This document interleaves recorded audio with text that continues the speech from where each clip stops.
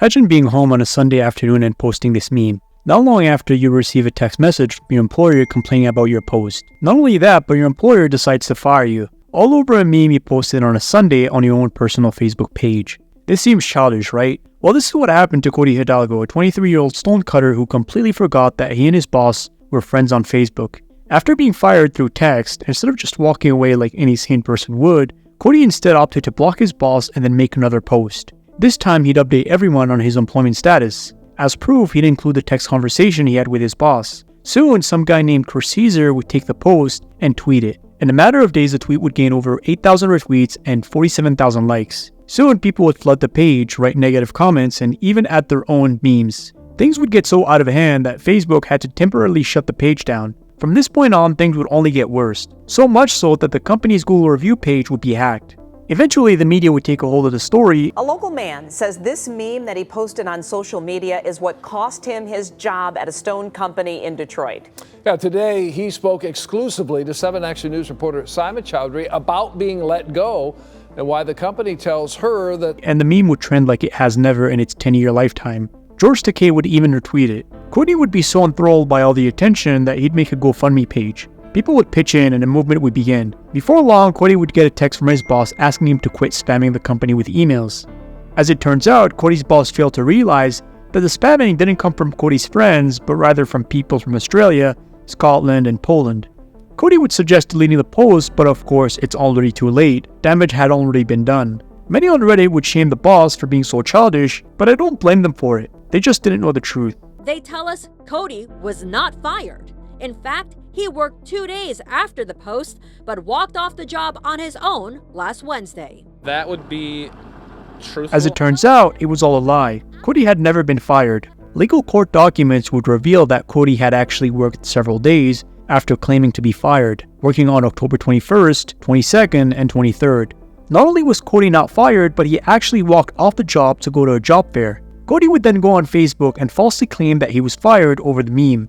Soon, the post would gain attention and publicity. Cody's employers would be harassed and the company's business profiles and website would be hacked. The name of the business would be changed to things like Elmo's Roman Stoneworks and Communal Outhouse and Elmo's Fecal Works. Someone would go so far as to attach a photo of male genitals as the company photo. In addition to being harassed both online and via US mail, Cody's employers, Mr. Castle and Mr. Ferenc, both received hate mail, threats, and other forms of harassment to their email and personal mailboxes. This includes receiving unidentified packages containing feminine hygiene products and glitter bombs. These were all mailed to their personal addresses. Consequently, Mr. Cassell and Mr. Ferenc would experience a major emotional distress. Since the harassment persisted, they'd send a cease and desist letter to Cody, however, it went unanswered. In fact, Cody wouldn't respond to the letter, and this would later prove itself to be a huge mistake on his part. Sensing a potential lawsuit, Cody would make a GoFundMe page, trying to raise $1,000. Even after confirming on his Facebook page that the GoFundMe page was legitimate, Cody would only raise $10 and the donations wouldn't pile up. The cease and desist letter had no use since Cody wasn't the one doing the harassing, it was rather the fans, as Cody would put it. It would be fair to say that while Cody wasn't the one taking part in the harassment, Cody still enabled it. For instance, Cody didn't release a post admitting that he lied, nor did he ask his supporters to cease the harassment. Instead, Cody just went along with the lie until it got too big to handle. Why did Cody enable the harassment?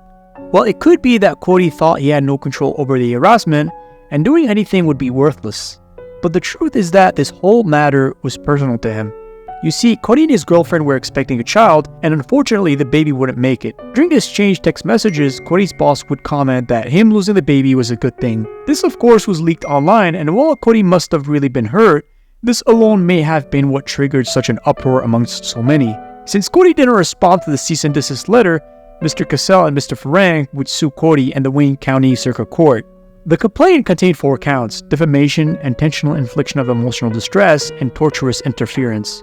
Cody was served with a summons and complaint, but failed to answer or defend his actions. As a result, since Cody failed to answer, on August 10, 2020, 10 months after the post, the Wayne County Circuit Court awarded Cody's employer $150,000. But there's a problem. The default judgment lacked detail. For example, it contained no explanation as to how the $150,000 amount was determined, and it did not assign a specific dollar amount to each count. Of course, Cody would ignore and not take part in the lawsuit. As a result, Cody wouldn't appeal the judgment. Since Cody didn't appeal the judgment in any way, nor did he defend himself. He essentially lost the case. Cody would be ordered to pay his ex-employer $150,000. This includes attorney fees as well as other costs. Cody would also be ordered not to harass or make any disparaging or negative statements regarding his employer. It seems that the good luck with life his boss texted him 10 months prior really foreshadowed what was to happen on March 15, 2022, as Cody would file a Chapter 7 bankruptcy. Now bankrupt, it is unsure what happened to Cody, if he ever had a job after that, or what he is up to as of now. All that we know is that a year after the ruling, he filed for bankruptcy.